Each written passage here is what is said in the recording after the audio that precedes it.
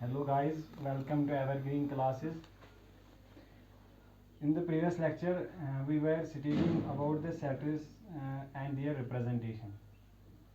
Today, before going to the types of setters, I have to write some symbols for the special types of setters. Set of natural number को हम denote करते हैं n से. Set of natural numbers, set of integers को हम denote करते हैं z से. सेट ऑफ पॉजिटिव इंटीजर्स को z पॉजिटिव से डिनोट करते हैं. सेट ऑफ रैशनल को q से डिनोट करते हैं. सेट ऑफ रियल नंबर को r से डिनोट करते हैं. ऐसे ही set of positive rational number को q प्लस से डिनोट करते हैं. Set of positive real number को r पॉजिटिव से डिनोट करते हैं. ये स्पेशल टाइप्स ऑफ सेटर्स हैं. Our topic is types of setters.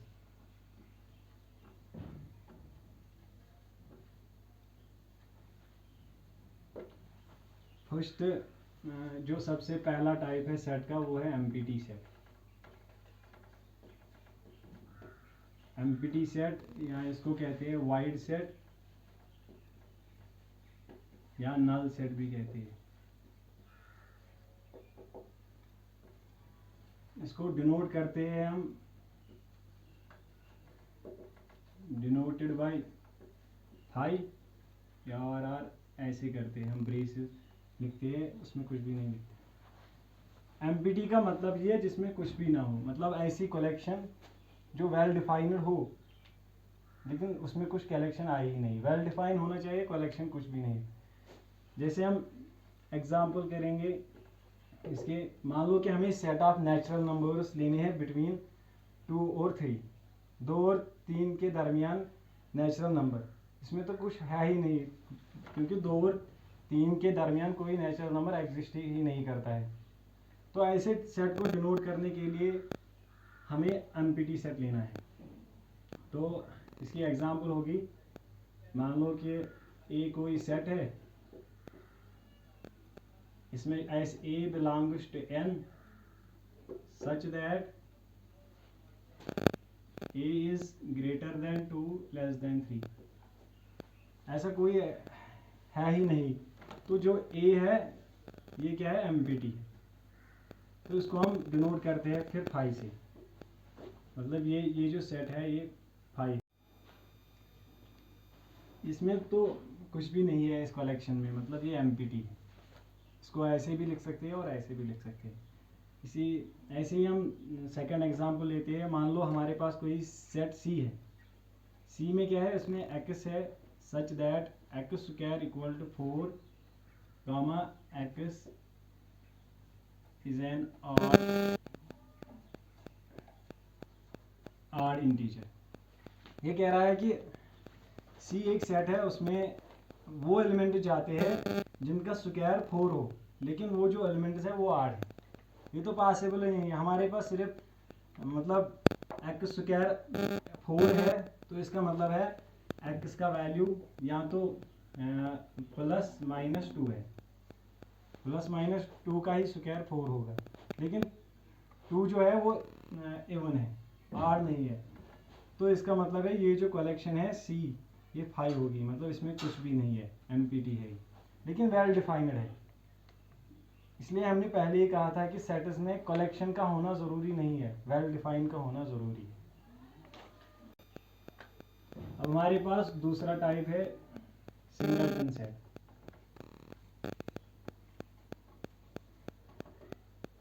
Singleton set क्या होगा, अब सिंगलटन का मतलब ये है सिंगल एलिमेंट हो, ऐसी कलेक्शन जो वेल डिफाइंड हो और उसमें सिर्फ एक ही एलिमेंट हो, उसको हम कहते हैं सिंगलटन सेट.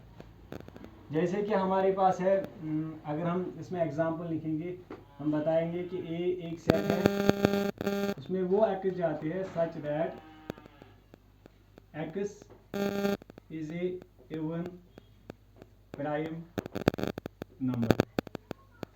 अब हमें तो पता ही है कि प्राइम नंबर बहुत सारे हैं लेकिन इवन सिर्फ एक ही है, वो 2 है। तो ये जो सेट ए बनेगा इसमें सिर्फ 2 आएगा। ये इसकी tabular property method set builder form है, ये इसकी रोस्टर फार्म है, इसमें सिर्फ एक ही एलिमेंट है। तो वो सेट जिसमें सिर्फ एक एलिमेंट एग्जिस्ट करता होगा उसको हम सिंगलटन सेट कहते हैं। ऐसे ही इसमें कुछ भी एग्जांपल लिख सकते हैं। मान लो कि हम बताएंगे कि सेट ऑफ नेचुरल नंबर ले लो बिटवीन 2 and 4, तो 2 और 4 के बीच में कौन सा नेचुरल नंबर है, सिर्फ 3 है, तो उसमें सिर्फ एक एलिमेंट बचेगा 3।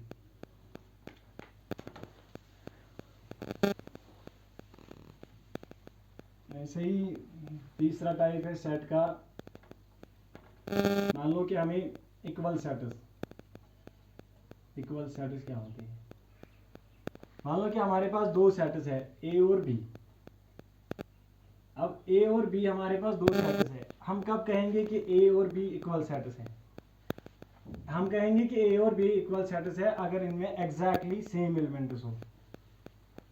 एग्जैक्टली सेम एलिमेंट्स का होना जरूरी है, नंबर ऑफ एलिमेंट्स नहीं, एग्जैक्टली सेम एलिमेंट्स। मान लो हमारे पास ए है 1 2 3 4, बी है 2 3 4 1। अब हमने पढ़ा था कि आर्डर का होना सेट में ज़रूरी नहीं है, आर्डर मैटर नहीं करता है सेट में। हमने यहाँ लिखा 1 2 3 4। अब अगर हम इस सेट में देखेंगे यहाँ भी 1 2 3 4 प्रेजेंट है, तो ये 2 सेट्स इक्वल हो गए। जब सेट्स इक्वल होते हैं तो हम ऐसे लिखते हैं A equal to B.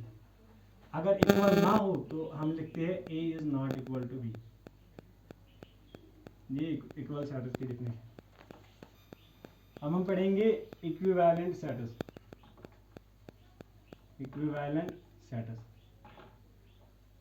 Equivalent sets पढ़ने से पहले हम पढ़ेंगे सेट की कार्डिनैलिटी क्या होती है। Cardinality of A set.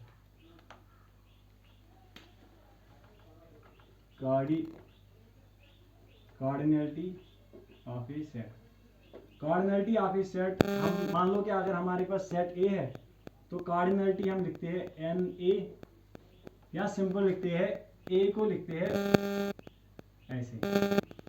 इसका मतलब मॉडुलस नहीं है, इसका मतलब है कार्डिनैलिटी ऑफ सेट ए। आमतौर पे ऐसे लिखते हैं n of A. Cardinality of set का मतलब है कि उस सेट में कितने एलिमेंट्स हैं, number of elements in A set is called cardinality of A set.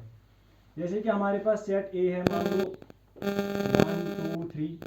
अब हम बताएंगे कि कार्डिनैलिटी ऑफ सेट ए कितनी है, इसमें कितने एलिमेंट्स हैं, 3, तो कार्डिनैलिटी ऑफ ए इज 3। अब हमें पढ़ना है कि इक्विवेलेंट सेट्स क्या होते हैं। मान लो कि हमारे पास 2 सेट्स है ए और बी।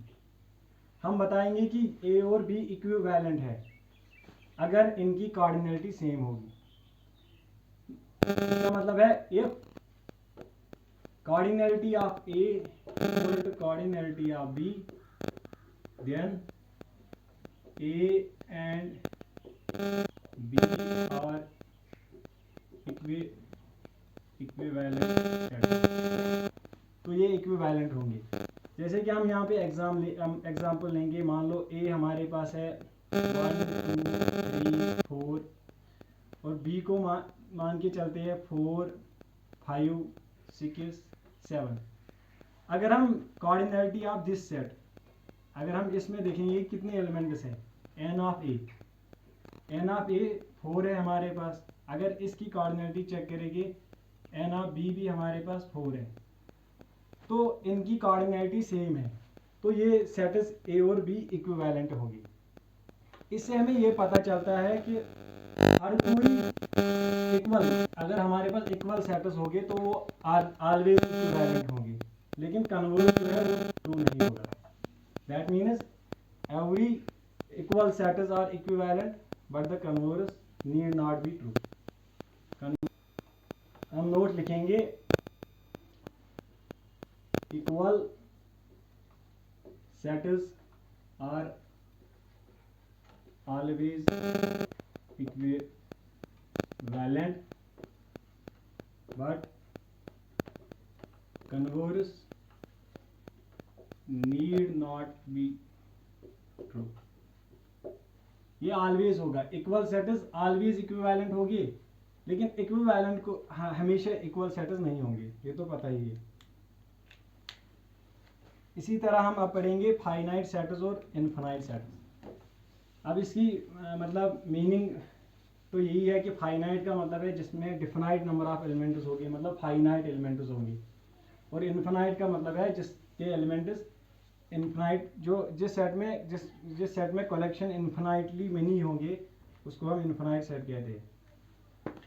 एग्जाम्पल क्या है फाइनाइट सेट की? मान लो हमारे पास फाइनाइट सेट में कौन कौन से सेट्स आते हैं। फाइनाइट सेट में एक तो एमपीटी आएगा, empty set is a finite set, और इसमें वो सेट्स आएंगे जिनकी कलेक्शन मतलब फाइनाइट होगी, जिसमें डिफिनाइट नंबर ऑफ एलिमेंट्स होगी। एक तो इसमें एग्जांपल आएगी phi, empty set is a finite set. और हम अगर हम कहेंगे set of vowels of English alphabet, English alphabet में जो वावेल्स है वो क्या है? A, E, I, O, U. ये जो सेट है ये भी फाइनाइट है, इसमें टोटल 5 एलिमेंट्स हैं।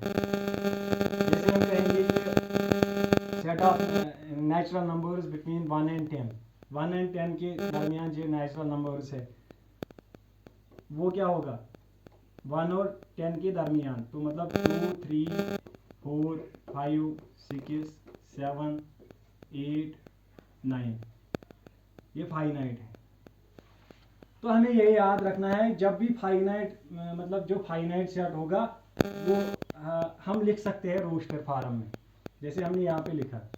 लेकिन जब सेट इनफाइनाइट होगा, इनफाइनाइट सेट हमेशा पॉसिबल नहीं है कि हम उसको रोस्टर फॉर्म में लिख सकते हैं। मतलब हम सारे एलिमेंट्स को लिस्ट में ला सकते हैं, उनको सेपरेट करेंगे कामा से और एनक्लोज करेंगे ब्रेसेस से। मान लो कि हमारे पास जो इनफाइनाइट सेट्स की एग्जांपल है वो सेट ऑफ नेचुरल नंबर है, सेट ऑफ इंटीजर्स है, सेट ऑफ रैशनल है, सेट ऑफ इरेशनल नंबर्स है, सेट ऑफ रियल नंबर्स है। ये सारे इनफाइनाइट सेट्स है। इनफाइनाइट सेट्स हमेशा पॉसिबल नहीं है रोस्टर फॉर्म में लिखना। मान लो कि हमारे पास सेट ऑफ रियल नंबर है, हमने पहले ही कहा था कि सेट ऑफ रियल नंबर को कैपिटल आर से डिनोट करते हैं। ये जो सेट ऑफ रियल नंबर है, हमें पता है कि जो रियल लाइन है बिटवीन एनी टू मतलब नंबर्स, अगर हम कोई भी रियल नंबर लेंगे मतलब 1 और 2, हमें तो पता ही नहीं है 1 के बीच में कौन सा, 1 के बाद कौन सा रियल नंबर आता है। मतलब यहाँ पे कोई पर्टिकुलर वो मतलब हमारे पास कोई मतलब पॉसिबल पैटर्न नहीं बनता है, पर्टिकुलर पैटर्न जिससे हम बता सकते हैं कि इसके बाद कौन सा एलिमेंट आ सकता है। इसलिए हम set of real number, set of rational number, set of irrational number को इस फॉर्म में नहीं लिख सकते रोस्टर फॉर्म में, क्योंकि between any two rational numbers there exist infinite number of irrational numbers. तो हम कैसे बता सकते हैं इसको रोस्टर फॉर्म में? तो इसीलिए हमारे पास प्रॉपर्टी मेथड भी है। तो ये हो गए इनफाइनाइट सेट्स और फाइनाइट सेट्स। अब हम पढ़ेंगे सबसेट्स।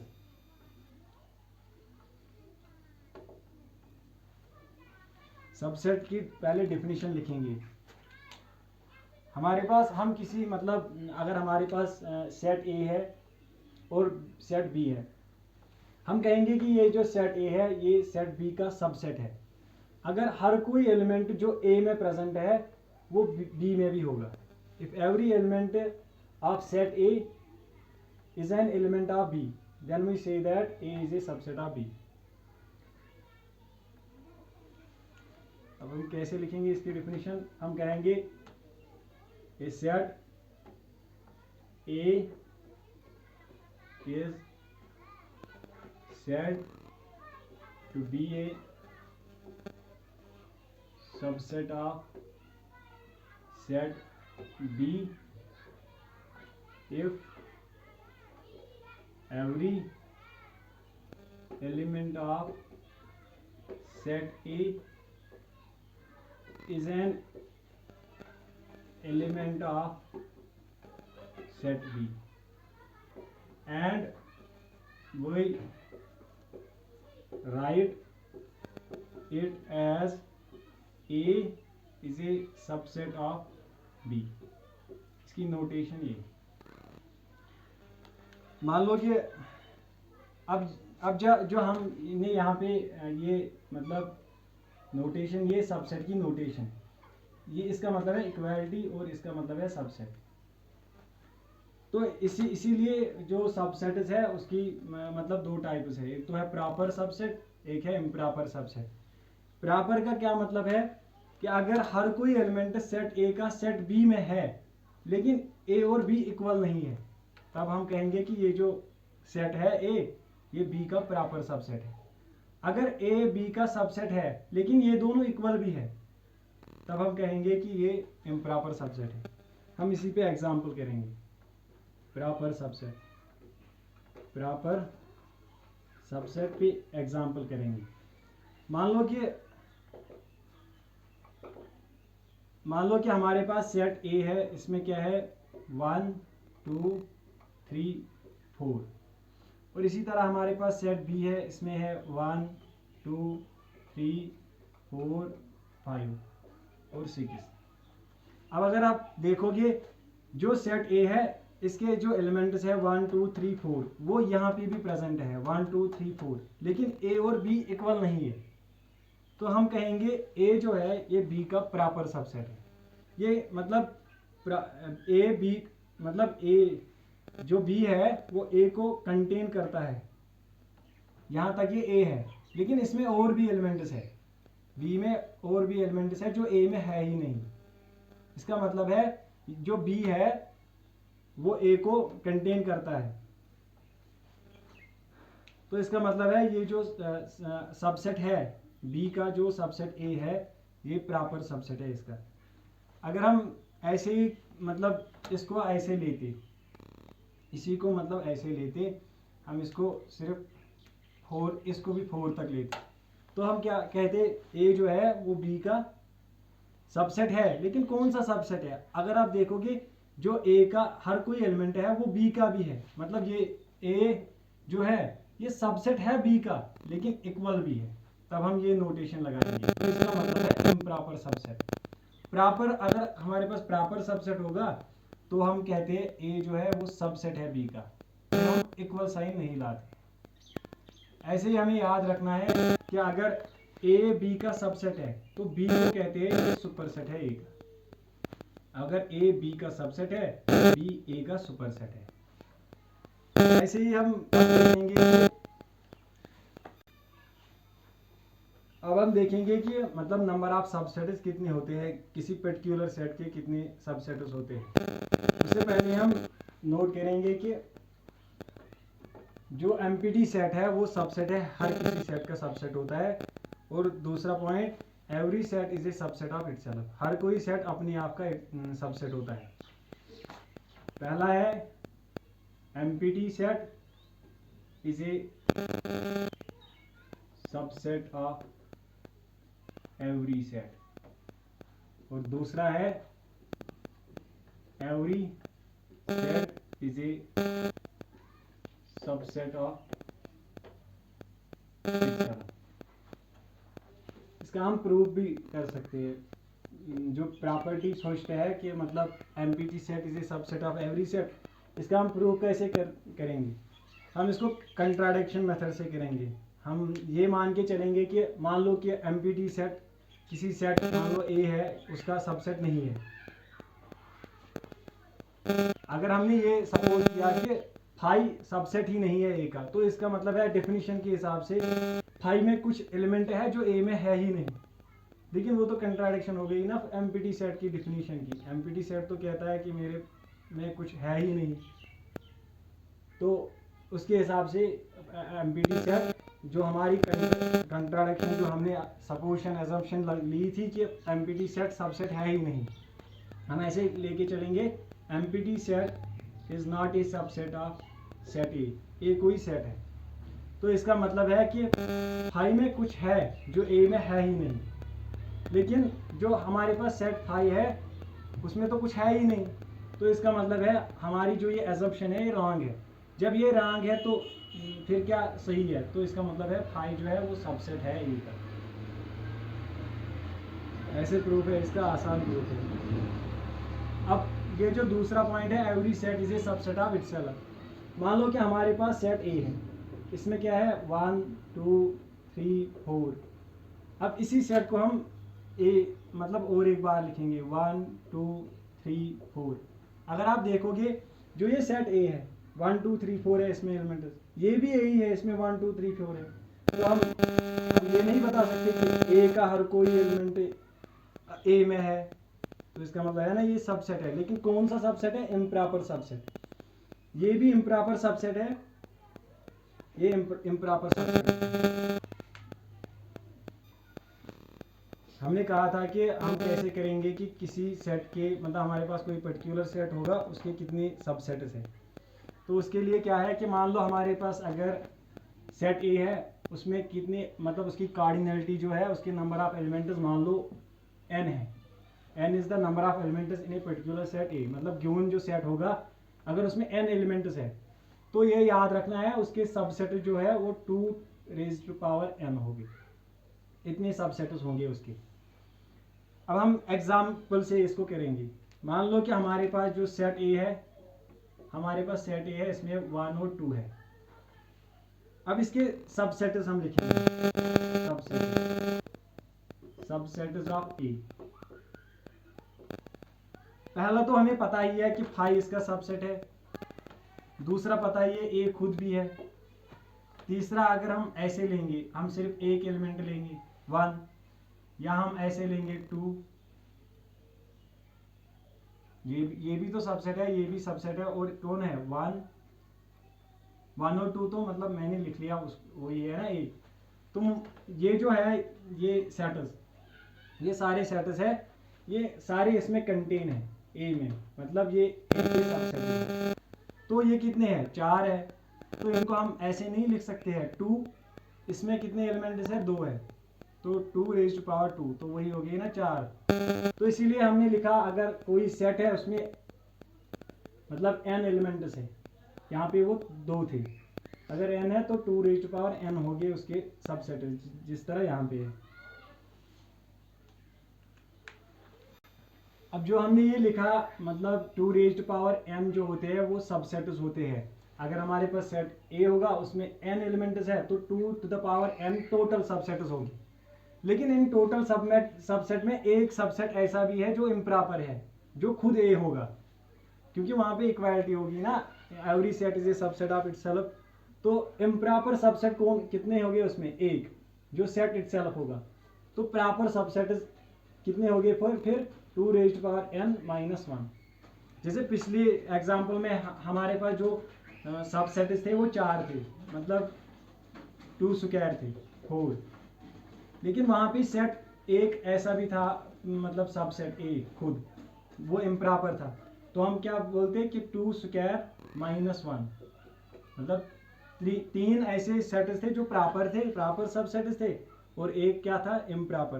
तो इसी तरह अगर हमें क्वेश्चन में आप कहा होगा कि find the number of improper subsets, तो इम्प्रॉपर सबसेट एक ही होगा, तो proper 2 raise to power n minus 1।